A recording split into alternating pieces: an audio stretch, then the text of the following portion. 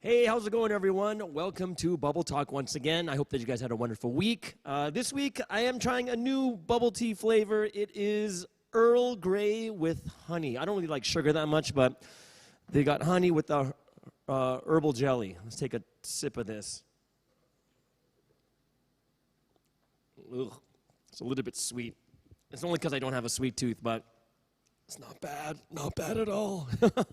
So everyone, grab your coffees, grab your bubble teas, and we'll begin today's Bubble Talk. And today's title is Social Media and How to Use It to Our Advantage. So everyone, just sit back, relax, and let's listen to this week's Bubble Talk about social media. Okay, so let's begin. Let's begin our countdown clock too. So what happens now is, we're first going to ask the question is, what is the purpose? Like, what is the purpose of social media in the first place? And social media, what is it? It allows people, it's like websites, applications that allow people to share content quickly, efficiently, and in real time. And that's really, really important. You can do it in real time. For businesses too, they can get feedback in real time also. And everything that we do on social media, whether it's pictures and videos and events, ideas, advertising, all those things are done quickly, large masses of people, efficiently, and like I said, once again, it's all in real time. Now, people have this misconception about social media. Like, the question is, what is it? Like, what is social media? The thing you have to understand is social media is not like a living organism. Like, we kind of talk about social media as a living organism or something. Like, oh, social media did this to me. Oh, social media made me angry. Social media made me like this. And the answer is, social media is none of those. Social media is a tool, right? So people talk about social media ruining each other's lives, but the thing you have to realize is social media is just a tool. It doesn't have any effect on people. Right? It's a tool. So, you've heard some of the negative things about social media, right? People who do more social media, what goes up? Depression goes up, loneliness goes up, insecurity goes up, suicide goes up. And, these are true statistics that are coming out.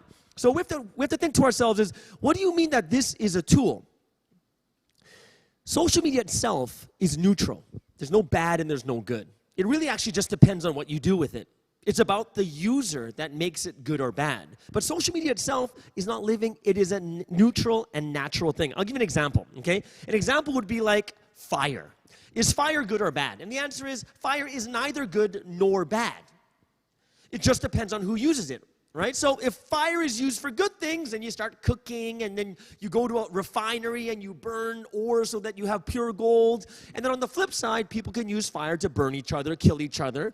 People can use fire to, like, burn a house down, right? Yeah, we use fire all the time in our houses. Even today. You're like, we still have fire? Yeah, we have, like, fireplaces. A fireplace keeps the house warm. Or you could set the house on fire, and it'll keep you warm. It'll actually burn you up, but it'll only last for one night. So remember, parents, all of you out there, we have to understand this is, you might be blaming social media, like, oh, my child, because of social media. No. It's not about social media, right? Social media is just a tool. Our goal is for what? Social media, and what we want to learn today is how social media can actually enhance our lives, right? Let's take a look at Psalms chapter 119, verse 105. You never thought there was a chapter that big, right? With that many verses. This is actually the longest chapter in all the Bible. Psalms chapter 119, verse 105 says, your word is a lamp for my feet, a lamp unto my path, a light unto my path. What's that saying? It says even in the Bible, the word of God is a tool. Right? It's a tool that we use. It can be used for good or used for bad. We've seen it all throughout history. People use the words of God and say, kill people. And some people say the words of God are there to heal people. And it all depends on the user. It is a tool that we're able to use. So this is why we're learning the Bible. Why do we learn the Bible? It's because we want it to enhance our life. It's not there to damage or anything else. It's just the way that we use the Bible. It changes our life, whether in a good, positive, or negative way. So today, we're going to talk about three things, okay? Three things about social media, but you know what I'm going to do first? I'm actually going to talk about the disadvantages first and show you how to make it something that can enhance your life instead. Okay, you guys ready? So I'm going to show you how social media was meant to be used, how it's supposed to enhance you, it's supposed to be an advantage more than a disadvantage, okay? First negative thing is negativity. Negative feedback. We all know this in social media, right? In social media, there's so much negative talk out there. I don't like the way she looks. I don't like this clothes. I don't like the colors. I don't like the picture. I don't like the this. I wish it was like this. I wish it was better. And there's so much criticism on social media, right? They criticize you, your pictures, your videos, your business, complaints. All these things are there. And what happens? People just want to run away, right? You have two choices. You either run away and say, oh, my life, or you say, and you go back at them and you start writing stuff against them. How dare you say this when I look at your Instagram? Your Instagram is just as sucky, right? We do it all the time. People do it. You get angry, or you kind of go into hibernation and turn into a little hermit, into a small little cave, and you never come out. And this is what happens. What happens is when people receive negative feedback and criticism off of social media, what happens is we start to get bad self-image of ourselves. We lose our confidence. Depression sinks in. Loneliness sinks in. And one of the interesting things is a recent study that was done said that there is now a causal link. Now it's a real causal link, a real study. There's a causal link between social media, the more you do it, and depression and loneliness. And you know, if you look at the age group that uses social media the most, it's actually the millennials. Interestingly, right? The millennials are uncontrollably using it. And that's why we have this generation, the millennials, and Generation Z, which is a younger generation from 18 years old. They are what you call the lonely generation. So what we want to do is, let's look into the human mind. If we want to understand how we can make this an advantage, let's all look into the human mind, okay? So I'm going to show you something really, really interesting. I went on Google, and I Googled two things. Number one is benefits of social media. You guys can try it right now. I checked on Google benefits of social media, and like 1.3 billion pages came up. They found 1.3 billion. And on the flip side, I picked disadvantages of social media, and guess how many came up? 76 billion pages. Do you know the difference between the two? There are 58 times more negative things about social media than there are positive pages about it. 58 times. Tell me that's crazy. Why? Why is it that people are so into this negative thing? Right? You know, it's all the time. Haven't you guys ever done that? Like, oh, I don't like the color. I don't like the size. I don't like this. I don't like that. It's always a negative things. And I got to tell you that there is a reason why human beings are like that. In psychology, they call this the negativity bias. The negativity bias. Now, what is that? Basically, in human beings, our brain is more stimulated by negative things than by positive things. It's a natural part of how our brain works. And the question is, why? Why did you make it like this? It's like this on social media. You can have 99 people saying, oh, so pretty, so pretty, so pretty, so cool, so cool. Oh, it looks so good. And you have one person saying like, man, you're just ugly. And you know what's going to happen? You're not going to think about the 99 people that said just these amazing things about you. You only remember the one criticism, and it's stuck in your mind the whole time. Why? It's because of negativity bias. Our brains and the way we are, we're functioning this way. And you might think to yourself, that's kind of not fair. And the answer is no, because this is something that had to be installed in human beings, especially when human beings first began. Why? Because it was for survival. It's for survival. What do you mean? When we were, when we're like early man, there were like lions and saber-toothed tigers and these big animals and beasts that were coming out to eat human beings. So human beings had to be alert all the time, always looking for the things that are wrong in the area. You hear something like, oh, what is that? It's the same thing that happens to you. If you're sleeping and then all of a sudden you hear this crash downstairs, you get like, oh, what is that? That's a normal response because our brains are always looking for the negative or the things that are wrong. It's part of the way we are. It's for survival. Now, here is the thing that's a little bit crazy. Like, if you go on like the Nature Channel, the Nature Channel's like, it's like, and the human is sitting on the rock unknowingly that there's a saber-toothed tiger creeping behind him who hasn't eaten in 3 days. Right? And then we're like, oh, what's going on? But today, like all the animals are in the zoo. Right? We have no predators. Like, you know what it would sound like today? There's nothing dangerous going on today. You know what it'd be like today? It's like, oh, and he goes into the H&M, checking out things, the prices and the clothing. But little does he know, the salesperson is lurking behind him. Right? There's nothing dangerous today.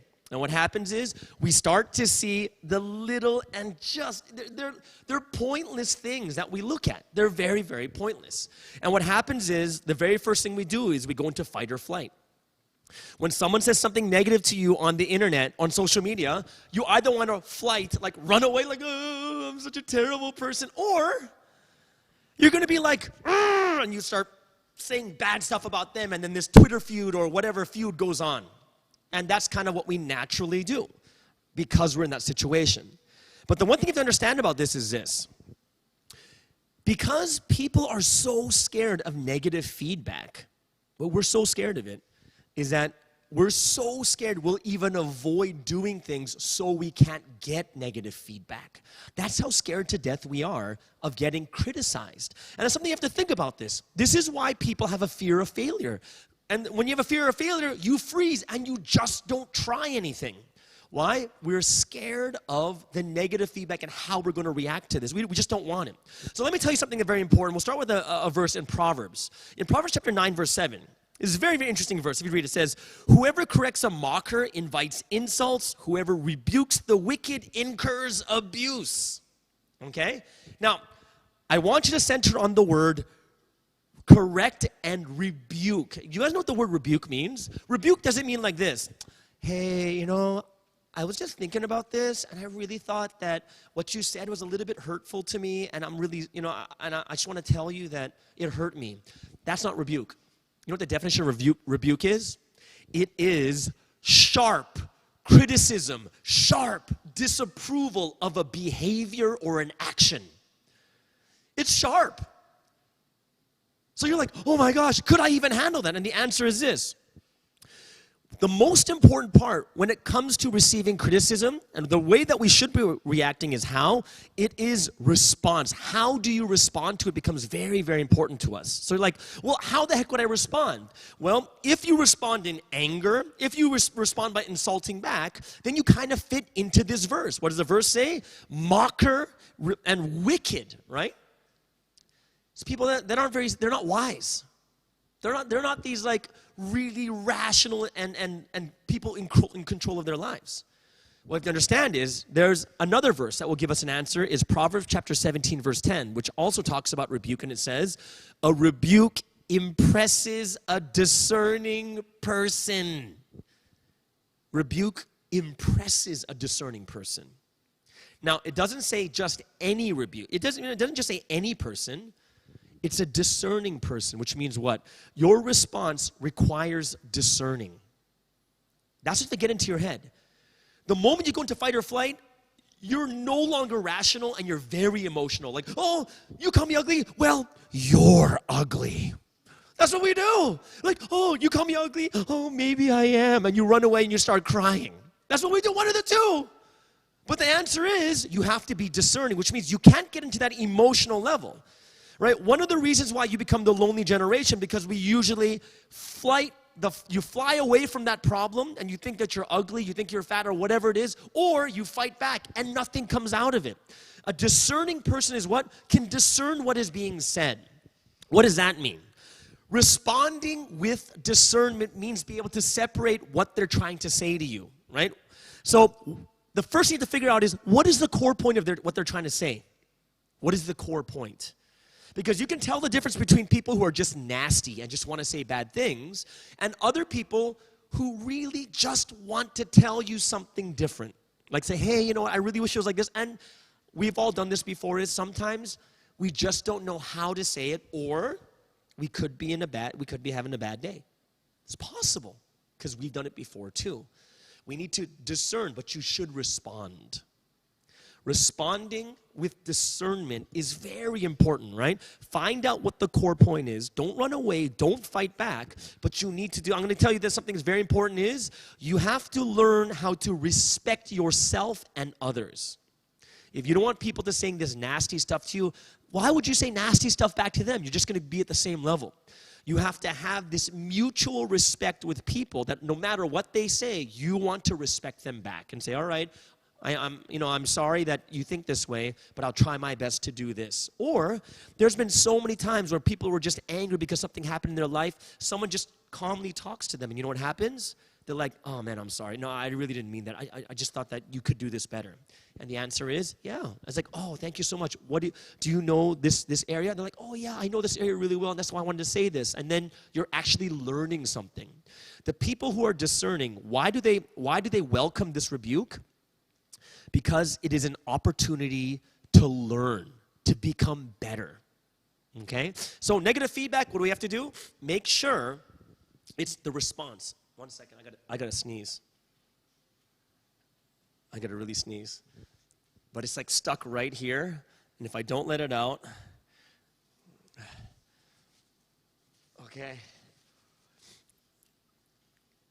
okay, but if I sneeze, in the middle of my talk, if I sneeze and like snot comes out, I'm very sorry, because it's like stuck right here, and if I don't continue, but if snot comes out all over my mic, don't worry, I'm the only one that gets affected, because I have to like touch it, right? But either way, so just want to let you know that I might sneeze.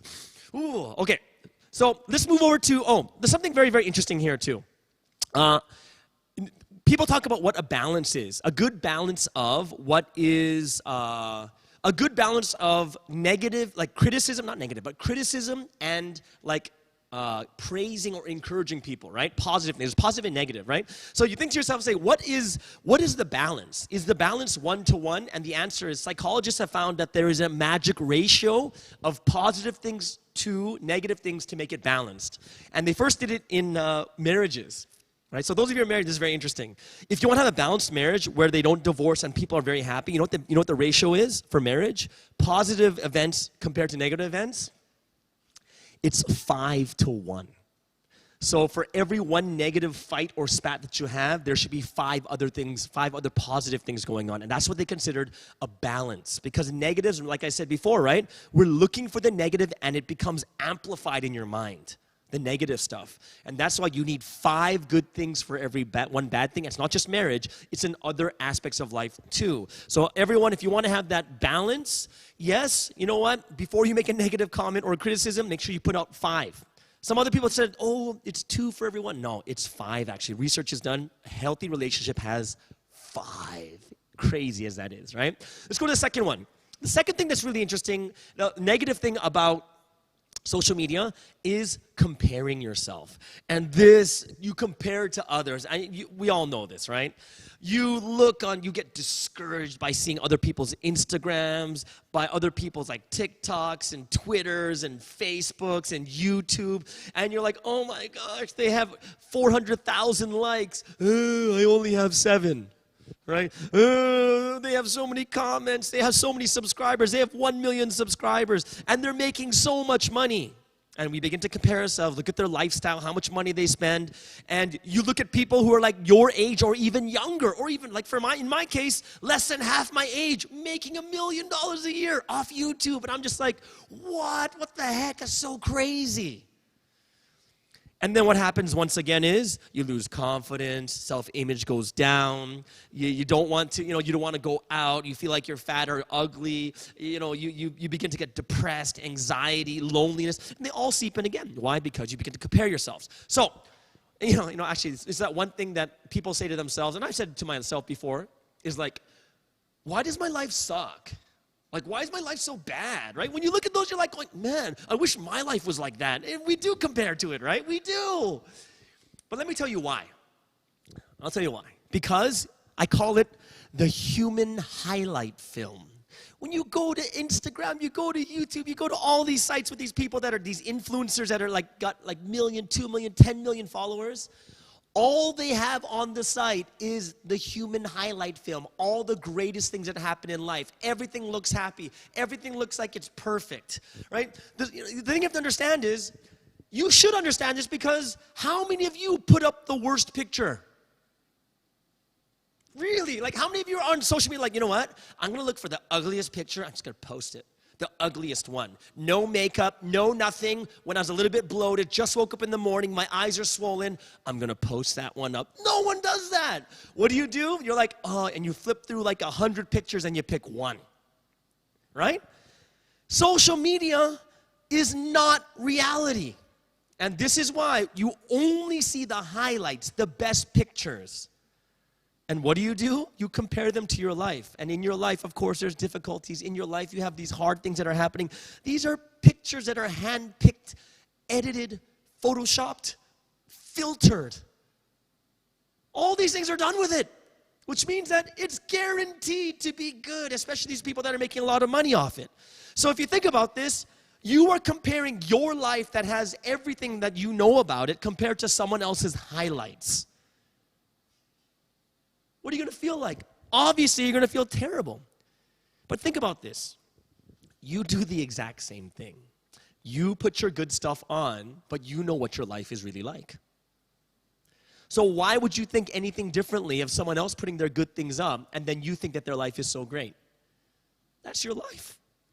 So let me give you a verse. It's Galatians chapter 6, verse 4 and 5. Very, very powerful verse here. It says, each one should test their own actions. Then they can take pride in themselves alone without comparing themselves to someone else. And this is a very powerful thing that you think about is, there's two things that you can get out of this verse. The first thing is this.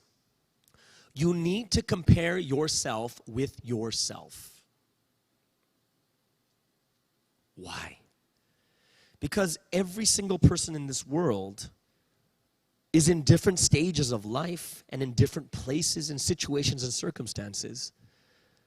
So if everyone was at the same stage, same age, same money, same influence, same parents, then you could compare. But we can't.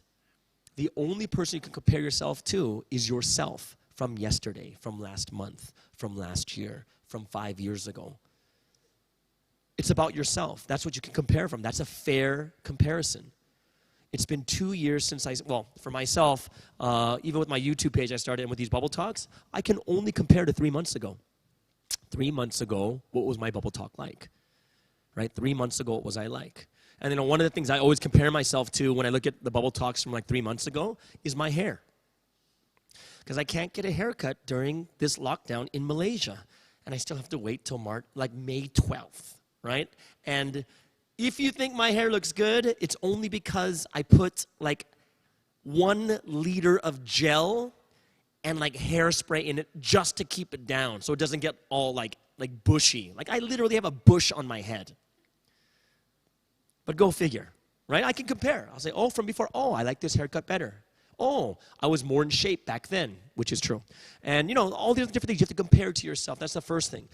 Comparing to yourself is the fairest thing. Even someone who's young, they all go through different stages in life. And that's why some people, they have these talents and we have different ones. But you're comparing different talents. If my talent is something like this and someone else's talent is this, and I see them making money because of their talent, you can't compare, right? You have to compare to yourself. The second thing is what? Is kind of the thing I just told you like a few moments ago is, you need to look at other people or other things comparing to yourself. I was like, wait, you just said compare only to yourself. What I mean is, just like when we look at the highlights on Instagram, they only put the highlights. But how do I know that they have bad times in life? How do I know? It's because it's the same with us. In my life too, on Instagram, I only put the highlights and I have bad things happen in my life. I can realize from my life that there's bad things happening that they went through too, and they're only showing highlights. I realize about other people through my life in a general sense. Yes, in order for that person to be so successful at YouTube, at Instagram, at TikTok, at whatever it is, I know that it takes a lot of practice. It takes a lot of effort in order for them to reach that level. So you have to understand, what's that second point? The second point is understand other people through your own life. And you'll have a much better understanding of how to compare properly. Right now, when we're talking about envy and jealousy, they got more money, they have better clothes, better lifestyle. I'm so jealous. I'm sad because I look like this. Do you know that social media isn't, it didn't start with social media. It's not social media that started jealousy. It's not social media that started this envy, started this anger, started these commenting bad things about each other. It was just done on a different platform. Even before social media, we were already doing that with TV, looking at these stars' lives, right? And when you look at their lives, they only show when they're pretty. And that's all we see them at, is when they're pretty and when they're having, when they're at, like, the Academy Awards, the Golden Globes, and they're at their best. And we think, oh, why is my life like this? But you go through, now there's transparency, which means, like the Inquirer and all these like weird newspapers will take pictures of stars when they don't have makeup. And we're like, ugh, right? It's like, oh, all right. They do it, and we see all of it. And this is when we begin to realize everyone's the same. We're all human. So this brings us to the last point is, what is the real issue? So I want you guys to think about this. What is the real issue we're dealing with when it comes to social media, right? Everyone has been like this since before social media. It's just another platform of jealousy, another platform where you could be angry, another platform you could be negative, another platform you could be hateful, another platform you can say nasty things to other people. What does that mean? It means that, remember, social media is a tool. And if it's a tool, it means that the real issue you have to face is actually yourself. That's the real issue with social media. It's not social media itself. It's actually us. We're the ones with the issues that come out in these platforms. It comes out during Instagram. It comes out during all these other different social media platforms that we have. All the insecurities. It's us. And we have to remember, it's not the social media that we're trying to fix. Oh, if social media didn't reach out to them. No, it's not about that. It's about you. Right? It's really about you. This last verse I'm going to show you today is 2 Timothy chapter 3, verse 16. It says, all scriptures is God-breathed and is useful for teaching, rebuking, correcting, and training in righteousness. Even the tool of the Bible is used to make us better. It's used to make us better. It's not, people get this misunderstanding like, so why do you go to church? I go there to worship and cry and put my hands in the air and like, oh, I love you. It's like, that's not the purpose. That's not the whole reason there. The words of God is there for a tool for us to change and become better. And just like all these other tools in the world we have right now, like social media, they are there and they can enhance your life more than become a detriment to your life. Which means what? The purpose is to change. It's not just to live. It's not just to use social media mindlessly. It is to enhance. It is a tool for your life. Social media isn't your life. It's a tool for your life. All right? So I hope those 3 things really helped you out today, whether it's about negative feedback, whether it's about comparing yourself to others, or understanding what the real issue is we're dealing with when it comes to social media. Remember, it's just a tool. And for those of you who want to see all the other Bubble Talks from the past, I do have a YouTube site. It's called Espresso with Sky, so you guys can go ahead. We'll put it in the description so you guys can go into there, subscribe to that, and you guys will be able to see all the Bubble Talks and our Tuesday, Lockdown Tuesdays we have too. So you can see all those videos, those question and answers will all be put on that website. So go ahead and go in there, click the link, subscribe, click the bell. And that will lead us to the end of today's talk.